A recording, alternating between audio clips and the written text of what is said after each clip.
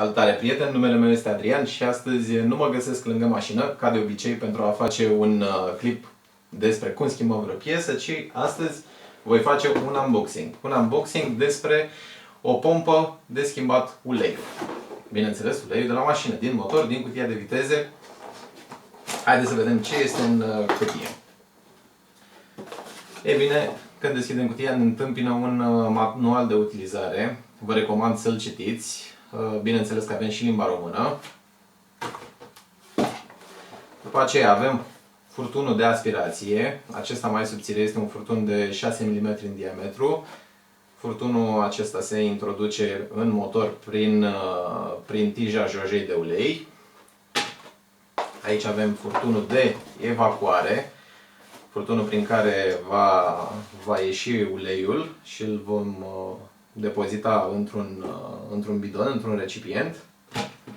Apoi avem două coliere de strângere a furtunelor respective și, bineînțeles, pompa.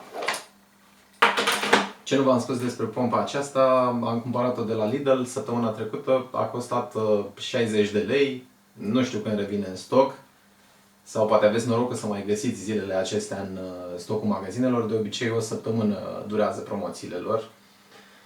Bun, haideți să vă spun despre pompă. Avem aici în față butonul de oprit-pornit. După aceea avem aici conectorul de intrare, la care vom pune furtunul subțire, adică furtunul de aspirație. Iar în partea dreaptă avem conectorul de ieșire, la care, evident, vom pune furtunul mai gros. Punem la loc dopurile. Partea cea mai bună este că această pompă se conectează la acumulatorul auto, adică funcționează la 12 V.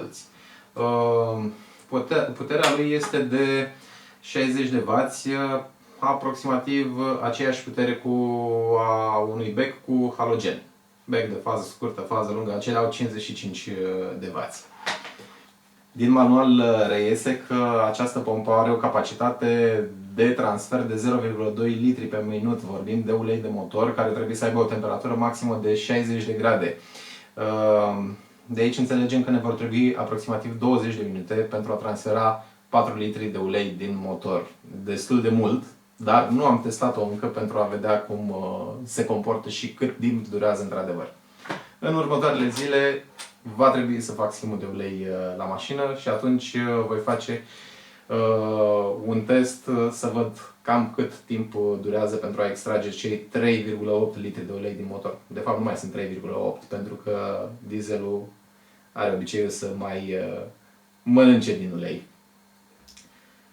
Acestea fiind spuse, rămâne să ne vedem în momentul în care voi face clipul în care vă voi arăta cum schimb uleiul cu această pompă.